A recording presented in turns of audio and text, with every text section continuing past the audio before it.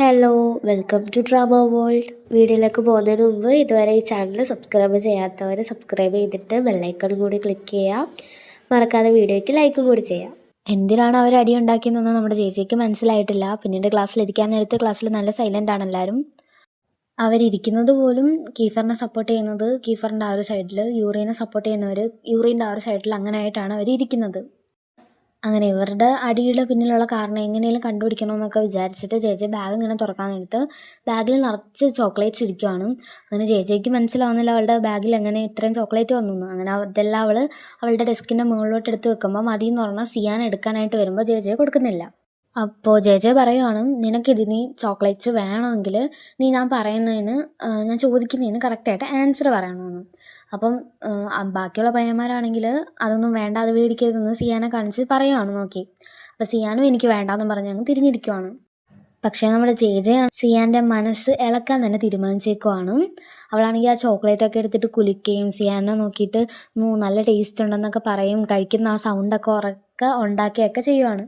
നമ്മുടെ സിയാനാണെങ്കിൽ ഇങ്ങനെ കൊതിമൂത്ത് ഇങ്ങനെ അവളെ നോക്കിക്കൊണ്ടിരിക്കുവാണ്. അപ്പോൾ കീഫറാണെങ്കിൽ അവൾക്ക് മെസ്സേജ് ഇട്ടിട്ട് പറയുവാണ് നീ ഒന്നും ചെയ്യരുതെന്ന്. പക്ഷെ നമ്മുടെ ജെ അത് കേൾക്കുന്നില്ല. ഒടുവിൽ സഹിക്കാൻ പറ്റാതെ നമ്മുടെ സിയാനാണെങ്കിൽ ചേച്ചിയുടെ മുന്നിലോട്ട് വന്നിട്ട് പ്ലീസ് നിനക്ക് എന്താ അറിയേണ്ടുള്ളതെന്ന് ഇങ്ങനെ ചോദിക്കുവാണ്. എന്തിനാ എല്ലാവരും ഇങ്ങനെ മിണ്ടാത്ത ദേഷ്യത്തിൽ ഇങ്ങനെ സൈലൻ്റ് ആയിട്ട് ഇരിക്കുന്നതെന്ന് ചേച്ചി ചോദിക്കുമ്പോഴത്തേക്കിന് അതിന് മറുപടിയായിട്ട് സിയാൻ ചേച്ചിയുടെ ചെവിയിൽ പറഞ്ഞു കൊടുക്കുകയാണ് കീഫറും യൂറിയും ഫൈറ്റ് ചെയ്തു. ഓ, അങ്ങനെയാണോ? എന്തിനാ നിങ്ങൾ ഫൈറ്റ് ഇട്ടേന്ന് ചോദിക്കുമ്പോഴത്തേക്കിനും വീണ്ടും ആ ഒരു ടോപ്പിക്ക് എടുത്തിട്ടതുകൊണ്ട് തന്നെ അവരുടെ ഇടയിൽ നല്ലൊരു വഴക്ക് പോലെ ആവുന്നുണ്ട്. അപ്പോൾ അവിടെ വീണ്ടും വലിയൊരു അടി ആവണ്ടല്ലോ എന്ന് വിചാരിച്ചിട്ട് സിയാൻ ചോക്ലേറ്റ് എടുത്ത് കൊടുത്തിട്ട് അവൻ അവിടെ നിന്ന് പറഞ്ഞു വിടുവാണ്. എന്നിട്ട് നമ്മുടെ ചേച്ചി ഇങ്ങനെ ആലോചിക്കുവാണ്, ഞാൻ കാരണമാണോ ഇനി ഇവിടെ വീണ്ടും ഇങ്ങനെ വഴക്കുണ്ടാവുന്നത്? എന്തായാലും ഗ്രാജുവേഷന് തൊട്ട് മുമ്പായിട്ട് റീട്രീറ്റ് എന്ന് പറയുന്നൊരു പ്രോഗ്രാം ഉണ്ടല്ലോ, അപ്പം അതിനു മുമ്പേ ഈ പ്രശ്നമെല്ലാം തീർക്കണമെന്ന് അവളിങ്ങനെ മനസ്സിൽ പറയുവാണ്.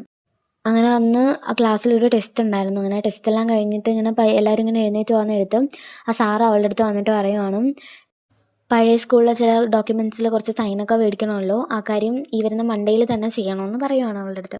അങ്ങനെ വീട്ടിൽ വന്നതിന് ശേഷം നമ്മുടെ ജെ ആണെങ്കിൽ സിയാൻ മെസ്സേജ് ഇടുവാണ്, എന്താ അവർ തമ്മിലുണ്ടായ വഴക്കിൻ്റെ കാരണം എന്തൊക്കെയാണെന്ന് ഇങ്ങനെ ചോദിച്ചിടുവാണ്. പക്ഷേ സിയാൻ അവൾക്ക് തിരിച്ച് മെസ്സേജ് അയക്കുവാണ്, നീ അതിനെക്കുറിച്ച് എന്നോട് ചോദിക്കരുത് പ്ലീസ്, എനിക്കത് പറയാൻ പറ്റില്ല എന്ന്. അങ്ങനെ അവൾ അവിടെ ഇരിക്കാൻ നേരത്ത് എല്ല അങ്ങോട്ടേക്ക് വരുവാണ്. എല്ലയ്ക്ക് അവളോട് സംസാരിക്കാൻ താല്പര്യമില്ല, എന്നാൽ എന്തോ ഒരു കാര്യം പറയണം എന്നുള്ള രീതിയിലാണ് എല്ല വരുന്നത്.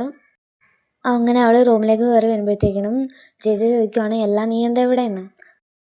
അപ്പോൾ എല്ല ഇങ്ങനെ പറയുവാണ്, നീയും കീഫറും തമ്മിൽ റിലേഷനിലാണെന്ന് എനിക്കറിയാം, പക്ഷെ അതിൻ്റെ ഇടയിൽ യൂറിനെ ഇട്ട് ഇങ്ങനെ കഷ്ടപ്പെടുത്തരുത്, അവൻ്റെ ഫീലിങ്സിനും ഒരു വില കൊടുക്കണം. നീ യൂറീനെ വിവാഹം കഴിക്കാൻ പോവല്ലേ, ഇതിനിടയിലിട്ട് അവനെ ഇങ്ങനെ ഹേർട്ട് ചെയ്യണമെന്നൊക്കെ അവൾ ചോദിക്കുവാണ്. അപ്പോൾ ജെ പറയുവാണ്, ഓ ബെസ്റ്റ് ആളാണ് എന്നെ ഉപദേശിക്കാൻ വരുന്നതെന്ന്. അപ്പോൾ എല്ല പറയുവാണ്, നീ കാര്യങ്ങളൊന്നും അറിയാതാണ് സംസാരിക്കുന്നത്. അപ്പോൾ ജെ പറയുവാണ്, എനിക്കെല്ലാം അറിയാം, നീ ആദ്യം ഈ മുറിയിൽ നിന്ന് പുറത്തു പോകാൻ. അപ്പോൾ എല്ല പറയുവാണ്, കീഫർ ഞാനുമായിട്ട് മുമ്പ് നല്ല ക്ലോസ് ആയിരുന്നു, എനിക്ക് അവനെക്കുറിച്ച് എല്ലാം അറിയാം, നീയും ഒരു ദിവസം എല്ലാം അറിയും, എനിക്ക് ഉറപ്പുണ്ട് ആ ദിവസം നീ എന്തിനവനെ സ്നേഹിച്ചു എന്നോർത്ത് ദുഃഖിക്കും. എന്നിട്ട് അവൾ വെളിയിലോട്ട് പോവാണ്. പക്ഷെ നമ്മുടെ ജെക്ക് എന്താ ഇവൾ ഈ പറയുന്നതെന്നൊന്നും മനസ്സിലാവുന്നില്ല. എന്തായാലും പിറ്റേ ദിവസം അവർ റീട്രീറ്റിനായിട്ട് പോവാണ്. അങ്ങനെ അവർ ക്യാമ്പ് ചെയ്യേണ്ട സ്ഥലത്തോട്ട് എത്തുമ്പോഴത്തേക്കിന് യൂറിക്ക് എല്ലാവരുടെ മെസ്സേജ് വരുവാണ്, എവിടെയാണ് എനിക്കൊന്ന് കാണണമെന്ന് പറഞ്ഞിട്ടായിരുന്നു മെസ്സേജ്. പക്ഷേ യൂറി ആണെങ്കിൽ അത് ഒരു മൈൻഡും ചെയ്യാതെ അങ്ങ് ഇഗ്നോർ ചെയ്ത് വിടുവാണ്. ആ സ്ഥലത്തേക്ക് ഫ്രേയയും അവളുടെ കുറച്ച് കൂട്ടുകാരികളും എത്തുന്നത് കാണിക്കുന്നുണ്ട്. പക്ഷേ ഇവരവിടെ ഉള്ളത് കൊണ്ട് തന്നെ അവർക്ക് ആ സ്ഥലം ഇഷ്ടപ്പെട്ടില്ല എന്നും പറഞ്ഞിട്ട് ഫ്രേയയും ഫ്രണ്ട്സും മാറിപ്പോവാണ്. അങ്ങനെ അവർ ക്യാമ്പിൻ്റെ കാര്യമെല്ലാം നോക്കാൻ നേരത്ത് അവൾ കീഫറിൻ്റെ അടുത്ത് പറയുവാണ്, നാളെ എനിക്ക് മുമ്പ് പഠിച്ചിരുന്ന സ്കൂളിൽ പോയിട്ട് കുറച്ച് സൈനൊക്കെ മേടിക്കാനുണ്ട്. അപ്പോൾ കീഫർ പറയുകയാണ്, വേണ്ട നീ ഒറ്റയ്ക്ക് പോകണ്ട, ഞാനും വരാമെന്ന്. അപ്പോൾ ജെ പറയുന്നുണ്ട്, വേണ്ട ഞാൻ ഒറ്റയ്ക്ക് പൊക്കോളാമെന്ന്. അപ്പോൾ ഇത് കേൾക്കുന്ന യൂറി ആണെങ്കിൽ ഞാൻ നിൻ്റെ കൂടെ വരാമെന്ന് പറയുമ്പോഴത്തേക്കിനും അവൾ രണ്ടുപേർത്തും കൂടെ ആയിട്ട് പറയുവാണ്, വേണ്ട ഞാൻ ഒറ്റയ്ക്ക് പൊക്കോളാം, നിങ്ങൾ ആരും വരണ്ടെന്ന്. പക്ഷേ അവരാരും അതിനെ സമ്മതിക്കുന്നില്ല. അങ്ങനെ നമ്മുടെ ജെ ആണെങ്കിൽ രാവിലെ തന്നെ എഴുന്നേറ്റിട്ട് അവരുടെ താരത്തും പറയാതെ സ്കൂളിലേക്ക് വരുവാണ്. അങ്ങനെ അവൾ ആ സ്കൂളിലേക്ക് വരുമ്പോഴത്തേക്കിനും അവിടുത്തെ സെക്യൂരിറ്റി ചോദിക്കുവാണ്, ജെ നീ വീണ്ടും ഇവിടെ പഠിക്കാൻ വന്നതാണോന്നും. അപ്പോൾ ജെ പറയുവാണ്, അല്ല ഞാൻ കുറച്ച് ഡോക്യുമെൻറ്റ്സിൽ സൈൻ മേടിക്കാനുണ്ടായിരുന്നു, അതുകൊണ്ട് വന്നതാണ്. എന്നിട്ട് ജെ ചോദിക്കുവാണ്, ഇവിടുത്തെ പ്രശ്നങ്ങളെല്ലാം സോൾവ് ആയോ? അപ്പോൾ സെക്യൂരിറ്റി പറയുവാണ്, മുമ്പുണ്ടായിരുന്ന പലരും ഇപ്പോൾ ഇവിടെ ഇല്ല, നിൻ്റെ ബോയ് ഫ്രണ്ട് സൈറസ് ഇല്ലേ, അവനായിരുന്നല്ലോ ഇവിടുത്തെ പ്രധാന പ്രശ്നക്കാരൻ. ഇത് കേൾക്കുമ്പോഴത്തേക്കിനും നമ്മുടെ ജെയുടെ മുഖം അങ്ങ് മാറുന്നുണ്ട്. അപ്പോൾ ജെ പറയുവാണ്, സൈറസുമായിട്ട് എനിക്കിപ്പോൾ ഒരു റിലേഷനും ഇല്ല, ഞാൻ അവനെ കാണാറോ മിണ്ടാറോ മെസ്സേജ് പോലും അയക്കാറില്ല എന്ന് പറഞ്ഞിട്ട് അവൾ സൈൻ മേടിക്കാനായിട്ട് സ്കൂളിൻ്റെ അകത്തേക്ക് പോവുകയാണ്. അങ്ങനെ ചേച്ചി അവിടെ നിന്നിട്ട് സെക്യൂരിറ്റിയുടെ അടുത്ത് പറയുവാണ്, ഞാൻ ഇതിനു മുമ്പ് ചെയ്തിട്ടുള്ള എന്തെങ്കിലും തെറ്റ് നിങ്ങളെ ഹേർട്ട് ചെയ്തിട്ടുണ്ടെങ്കിൽ അത് എന്നോട് ക്ഷമിക്കണമെന്ന് പറയുകയാണ്. അപ്പോൾ സെക്യൂരിറ്റിയും പറയുകയാണ് അതൊന്നും കുഴപ്പമില്ലെന്ന്. അങ്ങനെ അവൾ സൈൻ മേടിക്കാനായിട്ട് ഓഫീസിലോട്ട് ചെല്ലുമ്പോഴത്തേക്കിനും അവളെയും കാത്ത് അവിടെ സൈറസ് ഇരിപ്പുണ്ടായിരുന്നു. അങ്ങനെ അവൻ ചേച്ചിയുടെ അടുത്തേക്ക് വന്നിട്ട്, ഓ ചേച്ചി നീ ഇങ്ങോട്ട് വന്നു, ഞാൻ നിന്നെ കാത്തിരിക്കുമായിരുന്നു എന്ന് പറഞ്ഞിട്ട് സ്നേഹത്തിലൊക്കെ സംസാരിക്കുന്നുണ്ടെങ്കിലും അവളുടെ കഴുത്തിൽ പിടിച്ച് ഞെരിച്ചിട്ട് മതിലിനോട് ചേർത്ത് വെക്കുവാണ്. ജെ ആണെങ്കിൽ നല്ല പാനിക് ആവുന്നുണ്ട്. അവൻ കുറച്ചു നേരം ഇങ്ങനെ കഴുത്തി പിടിച്ച് ഞെരിക്കുന്നുണ്ടെങ്കിലും കുറച്ച് കഴിഞ്ഞിട്ട് അവൻ വിടുവാണ്. അങ്ങനെ അവൾ എന്ത് ചെയ്യും, വീണ്ടും ഉപദ്രവിക്കുമോ എന്ന് പറഞ്ഞ് നിൽക്കാൻ നേരത്ത് അവൾ അവിടെ നിന്ന് പോവുകയാണ്. അപ്പോഴത്തേക്ക് അവിടേക്ക് ഒരു ടീച്ചർ വരുവാണ്.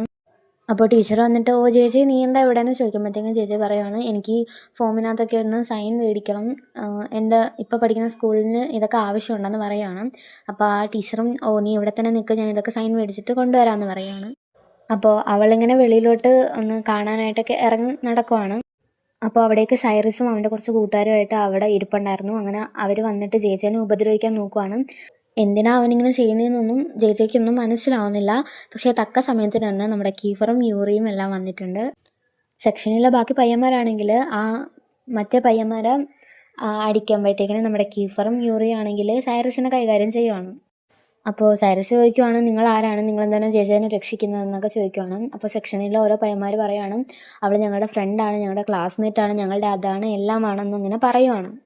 അങ്ങനെ അവൻ ജേജനെക്കുറിച്ച് മോശമായിട്ട് സംസാരിക്കുമ്പോഴത്തേക്കിനും നമ്മുടെ കീഫർ അവനെ നല്ല അടിക്കുവാണ്. അപ്പോൾ ജേജ് പറയുവാണ്, വേണ്ട അവനെ ഒന്നും ചെയ്യേണ്ട, അവൻ ഇപ്പോഴെങ്ങാണ്ടാണ് ഹോസ്പിറ്റലിൽ നിന്ന് ഇറങ്ങിയത്, ഇനി അവനെ ഹോസ്പിറ്റലിലോട്ട് പറഞ്ഞു വിടണ്ട, അവനൊന്നും ചെയ്യേണ്ടെന്ന് ഇങ്ങനെ പറയുവാണ്. അങ്ങനെ അവിടെ നിന്ന് നമ്മുടെ ജേജേനെ കീഫർ എടുത്തുകൊണ്ടാണ് പോകുന്നത്. എടുത്തുകൊണ്ട് പോകുമ്പോൾ അവളെ കിസ് ചെയ്യുന്നുണ്ട്. അപ്പോൾ ഇത് കണ്ടിട്ട് നമ്മുടെ യൂറി ഒന്നും ചെയ്യാൻ പറ്റാത്ത രീതിയിൽ ഇങ്ങനെ നോക്കിക്കൊണ്ട് നിൽക്കുവാണ്.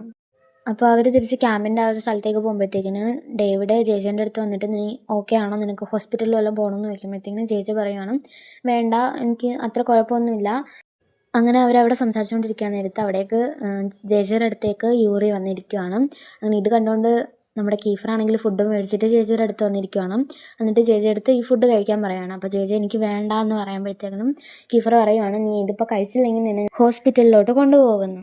എന്നിട്ട് കീഫർ ചേച്ചിയുടെ അടുത്ത് പറയുവാണ്, നീ ഇങ്ങനെ ഒരു സ്ഥലത്ത് ഒറ്റയ്ക്കൊന്നും പോകരുത്, ഇനി എൻ്റെ അടുത്ത് പറഞ്ഞിട്ട് എവിടെ പോകുന്നെങ്കിലും പോകാവുള്ളൂ എന്നിങ്ങനെയൊക്കെ പറയുവാണ്. നീ എന്തോത്തിന് അങ്ങോട്ടേക്ക് പോയത്, നിൻ്റെ എക്സ് ബോയ് ഫ്രണ്ടിനെ കാണാനാണോ പോയെന്നൊക്കെ അവരിങ്ങനെ ചോദിക്കാൻ നേരത്ത് അവൾക്കാകെ ദേഷ്യം വന്നിട്ട് അവൾ പറയുകയാണ്, ഞാൻ അതിനൊന്നും അല്ല പോയത്, അവർക്കറിയില്ലല്ലോ സ്കൂളിൽ നിന്ന് ഇതാണൊക്കെ പറഞ്ഞിട്ടാണ് അവൾ അങ്ങോട്ടേക്ക് പോയതെന്നൊന്നും. അപ്പോൾ കീഫർ പറയുകയാണ്, എനിക്കിഷ്ടമല്ല നീ അവനായിട്ട് സംസാരിക്കുന്നത്, എനിക്ക് അസൂയാണ്, നീ ഇനി ഒരിക്കലും അവനായിട്ട് സംസാരിക്കുകയോ അവനെ കാണുകയൊന്നും ചെയ്യരുതെന്ന് ഇങ്ങനെ പറയുകയാണ്. എന്നിട്ട് കീഫർ പറയുകയാണ്, നീ ഇനി അവനെ കാണാൻ പോയാലും ഞാൻ നിന്നെ റൂമിൽ പൂട്ടിയിടുമെന്ന്. അപ്പോൾ ഇത് കേട്ടിട്ട് യൂറി പറയുകയാണ്, നീ അവനെ കാണാൻ പോയാലും അതായത് നിന്നെ അവൻ കണ്ടാലും ഞാൻ നിന്നെ ഒന്നും ചെയ്യില്ല, പക്ഷേ ഞാൻ അവനെ അങ്ങ് ശരിയാക്കുമെന്ന് പറയുകയാണ്. അങ്ങനെ ഒരു ഭക്ഷണമൊക്കെ കഴിച്ചതിന് ശേഷം തിരിച്ച് ക്യാമ്പിലെ സ്ഥലത്തേക്ക് പോകുമ്പോഴത്തേക്കിനും അവിടെ എല്ലാം വലിച്ചു വാരിയും ഓരോന്നൊക്കെ നിരത്തി ഇങ്ങനെ കിടക്കുവാണ്. അങ്ങനെ ജേജയുടെ ഇഷ്ടപ്പെട്ട ആ ഒരു ടോയും അവിടെ കാണുന്നില്ല. അങ്ങനെ അവിടെ നിന്ന് അവർക്കൊരു കർച്ചീഫ് കിട്ടുവാണ്. അത് അവരുടെ ആരുടെ അല്ല, പക്ഷെ അത് സെക്ഷൻ എയിലെ ഒരു പെൺകുട്ടി യൂസ് ചെയ്യുന്നതാണെന്ന് അവർക്ക് മനസ്സിലായി. അങ്ങനെ സിയാനാണെങ്കിൽ സിയാൻ്റെ ടെൻറ്റിൻ്റെ അടുത്തേക്ക് പോകുന്നിടത്ത് അതിനകത്ത് ഒരു ഫേക്ക് പാമ്പിനെയൊക്കെ സെറ്റ് ചെയ്ത് പേടിപ്പെടുത്തുന്ന രീതിയിലൊക്കെ വെച്ചിട്ടുണ്ട്. അങ്ങനെ സിയാൻ ഇത് കണ്ട് പേടിച്ച് മാറുമ്പോഴത്തേക്കിനും ജെ ഞാൻ നോക്കാമെന്ന് പറഞ്ഞ് ചെല്ലുമ്പോഴത്തേക്കിനും കീഫർ അവളെ എടുത്ത് മാറ്റുവാണ്, നീ അങ്ങോട്ടേക്ക് പോകണ്ടെന്ന് പറഞ്ഞിട്ട്. അങ്ങനെ അതൊരു ഫേക്ക് പാമ്പാന്ന് അറിയുമ്പോഴത്തേക്കിനും അതുവരെ ഇല്ലാത്ത നമ്മുടെ സിയാനാണെങ്കിൽ ഭയങ്കര ധൈര്യമൊക്കെ എടുത്തിട്ട് ഈ പാമ്പിനെ വെച്ച് തന്നെ നാളെ അവളമാർക്കിട്ടൊരു പണി കൊടുക്കുമെന്ന് ഇങ്ങനെ പറയുവാണ്. അങ്ങനെ പിറ്റേ ദിവസമാണെങ്കിൽ സെക്ഷൻ എയും സെക്ഷൻ സി ഒക്കെ ക്യാമ്പ് ചെയ്തേക്കുന്ന ആ ഒരു സ്ഥലത്തേക്ക് ഇവർ പോയിട്ട് ആ ഒരു പാമ്പിനെയൊക്കെ വെച്ചിട്ട് അവരെ പേടിപ്പെടുത്തിയിട്ട് ഇവർ അവരുടെ അടുത്ത് നിന്ന് എടുത്ത എല്ലാ സാധനവും അവർ തിരിച്ചെടുക്കുകയാണ്. എന്നാലും സിയാൻ്റെ ക്യാമ്പ് ഫുള്ള് നശിച്ചു പോയിരുന്നു. അപ്പം അവൻ്റെ ക്യാമ്പിൽ കിടക്കാൻ പറ്റത്തില്ലല്ലോ. അപ്പോൾ ജേജയുടെ ക്യാമ്പിൽ കിടക്കാമെന്നിങ്ങനെ പറയുമ്പോഴത്തേക്കിനും കീഫർ അതിന് സമ്മതിക്കുന്നില്ല. അപ്പോൾ ജെ പറയുകയാണ്, ഒരു കുഴപ്പമില്ല, ഞങ്ങൾ ഒരുമിച്ച് റൂമൊക്കെ ഷെയർ ചെയ്തിട്ടുണ്ടെന്ന്. അപ്പോൾ കീഫർ പറയുകയാണ്, വേണ്ട അവൻ ഡ്രിങ്ക്സ് ഒക്കെ അടിച്ചിട്ടുണ്ട്, കൂടാതെ ക്യാമ്പ് വളരെ ചെറുതാണ് എന്നിങ്ങനെ പറയുകയാണ്. അപ്പോഴത്തേക്കിനും ഡേവിഡ് പറയുകയാണ്, അത് അവളുടെ ക്യാമ്പല്ലേ, അവൾ തീരുമാനിക്കട്ടെ എന്ത് ചെയ്യണമെന്ന്. അപ്പോൾ ജെ പറയുകയാണ്, ചെയ്യാനെന്ന് എൻ്റെ കൂടെ തന്നെ കിടക്കട്ടെ എന്ന്. അങ്ങനെ പിന്നെ നമ്മുടെ ജെ ആണെങ്കിൽ വാഷ്റൂമിലേക്ക് പോകുമ്പോഴത്തേക്കിനും അവിടെ വെച്ച് റാക്കിയെ കാണുന്നുണ്ട്, അതായത് സിയാൻ്റെ ഗേൾ ഫ്രണ്ടിനെ. ജെയുടെ കഴുത്തിലാണെങ്കിൽ അപ്പോഴേക്കും ഒരു ചുവന്ന പാടുണ്ടായിരുന്നു, അത് സൈറസ് ഉപദ്രവിച്ചപ്പോൾ ഉണ്ടായ പാടാണ്. അപ്പോൾ ഇത് കാണുന്ന റാക്കിയാണെങ്കിൽ, നീയും കീഫറും തമ്മിൽ റിലേഷനിലാണല്ലേ, അവൻ ആളത്ര ശരിയല്ല.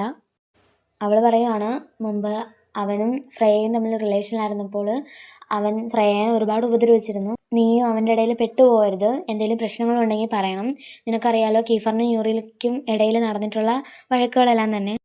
അവൾക്ക് എന്താണ് ഇവർ തമ്മിൽ നടന്ന പ്രശ്നം എന്നൊന്നും അറിയില്ല. അതിനെക്കുറിച്ച് ചോദിക്കുമ്പോഴത്തേക്കിന് റാക്കി അതിനെക്കുറിച്ചൊന്നും പറയാൻ പറ്റില്ല എന്നിങ്ങനെ പറയുവാണ്. അങ്ങനെ അവൾ ഫുഡ് കഴിക്കാനായിട്ട് പോകുമ്പോഴത്തേക്കിനും അവൾ എടുത്തുകൊണ്ട് വരുന്ന ഫുഡ് ഇങ്ങനെ ഫ്രേയ തട്ടിയിടാനായിട്ട് വരുമ്പോഴത്തേക്കിനും എന്തായാലും അവൾ പെട്ടെന്ന് ഇങ്ങനെ മാറുമ്പോഴത്തേക്കിനും അവൾ ഫുഡ് തറയിൽ പോകുന്നില്ല. അങ്ങനെ ഫ്രേയ ആണെങ്കിൽ ചേച്ചിയുടെ അടുത്ത് സംസാരിക്കുവാണ്. നീ ആരെയപ്പം ചൂസ് ചെയ്തേക്കുന്നതെന്നൊക്കെ എനിക്കറിയാമെന്ന് പറഞ്ഞിട്ട് അവളുടെ മുടിയിലൊക്കെ ഇട്ട് വലിക്കുവാണ്. അപ്പോൾ ഇത് കണ്ടിട്ട് നമ്മുടെ യൂറി ആണെങ്കിൽ അവളുടെ അടുത്തേക്ക് ഓരോന്ന് പറയാൻ ഇങ്ങനെ വരുമ്പോഴത്തേക്കിനും ഫ്രേയ നീ ഒന്നും മിണ്ടണ്ടെന്ന് പറയുവാണ്. ഫ്രേയ പേഴ്സിയുടെ കാര്യം പറയുവാണ്. അപ്പോൾ ചേച്ചി ചോദിക്കുവാണ് നിനക്ക് പേഴ്സിനെ അറിയാമോന്ന്. അപ്പം ഫ്രേയ പറയുവാണ് എനിക്ക് പേഴ്സിനെ കുറിച്ച് മാത്രമല്ല നിൻ്റെ കൂടെ ഇപ്പോൾ കമ്പനി അടിച്ച് നടക്കുന്ന എല്ലാ പയ്യന്മാരെ കുറിച്ച് എനിക്കിപ്പോൾ അറിയാമെന്ന്. ഒരു ദിവസം നീയും ഇതെല്ലാം അറിയും, ആ സമയത്ത് നിൻ്റെ എക്സ്പ്രഷനും ഷോക്കും എല്ലാം കാണാൻ ഞാൻ കാത്തിരിക്കുമെന്ന് പറഞ്ഞിട്ട് ഫ്രേയ അവിടെ നിന്ന് പോവുകയാണ്. അപ്പോൾ അവിടേക്ക് കീഫർ വരുവാണ്. അപ്പോൾ കീഫറിൻ്റെ അടുത്ത് ചേച്ചി എന്താ നിങ്ങൾ തമ്മിലുണ്ടായ പ്രശ്നമെന്ന് ഇങ്ങനെ ചോദിക്കുമ്പോഴത്തേക്കിനും അവർ പറയുവാണ് ഞങ്ങൾക്കിപ്പോൾ അതിനെക്കുറിച്ച് പറയാൻ താല്പര്യമില്ല. അപ്പം ചേച്ചി നിങ്ങളെങ്കിൽ പറയണ്ടെന്ന് പറഞ്ഞിട്ട് അവൾ ഇനി മിണ്ടില്ല എന്ന് പറഞ്ഞിട്ട് ദേഷ്യത്തിൽ അവിടെ നിന്ന് പോവുകയാണ്. അങ്ങനെ അവൾ വെളിയിലോട്ട് ഇറങ്ങി നടക്കാൻ നേരത്ത് ആരോ കരയുന്ന സൗണ്ട് കേൾക്കുവാണ്. അങ്ങനെ അവൾ നോക്കാൻ നേരത്ത് അവിടെ വെച്ച് ഭയങ്കരമായിട്ട് സംസാരിച്ചിട്ട് പോയ ഫ്രേയ അവിടെ മാറിയിരുന്ന് കരയുവാണ്. അപ്പോൾ ചേച്ചിയാണെങ്കിൽ ഫ്രേയയുടെ അടുത്തേക്ക് പോകാൻ നേരത്ത് ഫ്രേയ പറയുകയാണ് എൻ്റെ അടുത്തൊന്നും സംസാരിക്കേണ്ടെന്ന് പറഞ്ഞിട്ട് കണ്ണൊക്കെ തുടയ്ക്കുകയാണ്. അപ്പോൾ ചേച്ചി ചോദിക്കുകയാണ് നീ എന്തോ അവിടെ പറഞ്ഞത്, എനിക്കൊന്നും മനസ്സിലായില്ല, നീ എനിക്ക് ഒന്ന് പറഞ്ഞു തരാമോ എന്ന്. അപ്പോൾ ഫ്രേയ പറയുവാണ് പേഴ്സി ഞാനും റിലേഷൻഷിപ്പിലായിരുന്നു, പക്ഷേ പേഴ്സി മരിച്ചതിന് ശേഷം എൻ്റെ ലൈഫിലേക്ക് കടന്നു വന്ന ആളായിരുന്നു യൂറി. യൂറിയെ ഞാൻ ആത്മാർത്ഥമായിട്ടായിരുന്നു സ്നേഹിച്ചിരുന്നത്, പക്ഷേ യൂറി ഇടയ്ക്ക് വെച്ച് തന്നെ ഇഗ്നോർ ചെയ്തു. പിന്നീട് ഞാൻ കീഫറുമായിട്ട് റിലേഷൻഷിപ്പിലായി, പക്ഷേ അവൻ ഭയങ്കര ടോക്സിക് ആയിരുന്നു. ഞാൻ ആരുടെയെങ്കിലും കൂടെ ഫോട്ടോ എടുക്കുന്നതോ മിണ്ടുന്നതോ ഒന്നും അവന് ഇഷ്ടമല്ലായിരുന്നു. യൂറിനോട് ഭയങ്കരമായിട്ടുള്ളൊരു ഇഷ്ടമുള്ള കാര്യം അവൾ വ്യക്തമാക്കാത്ത രീതിയിൽ ഇങ്ങനെ പറയുവാണ്. എന്നിട്ട് അവൾ അവിടെ നിന്ന് എഴുന്നേറ്റ് പോവുകയാണ്. അപ്പം ജെ ഇങ്ങനെ ചിന്തിക്കുവാണ് എല്ലയുടെയും യൂറിൻ്റെയും കീഫറിൻ്റെയും കാര്യത്തിലൊരു ലവ് ട്രയാങ്കിൾ ഉണ്ടായിരുന്നു. ആ ഒരു സെയിം സാധനം തന്നെ ഫ്രേയുടെ അടുത്തും ഉണ്ടായിരുന്നു എന്ന് അവളിങ്ങനെ ആലോചിക്കുവാണ്. എന്താ ഇതിങ്ങനെയെന്നൊക്കെ ഇങ്ങനെ ആലോചിക്കുവാണ്.